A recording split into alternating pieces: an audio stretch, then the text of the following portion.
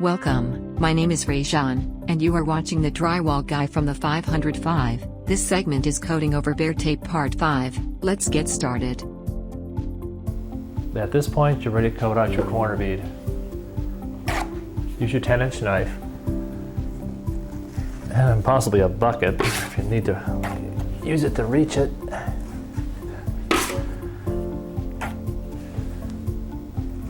Nice even coats.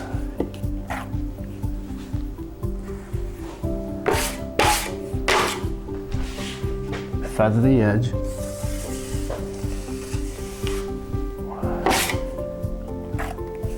Now fill the bottom. Works well if you take a knifeful, apply it to the bottom, and rub it in. Wipe it in,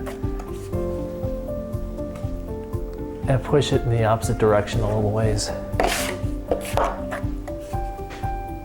Slightly push away from you. If you're enjoying the video, please like and subscribe, and ring the notification bell.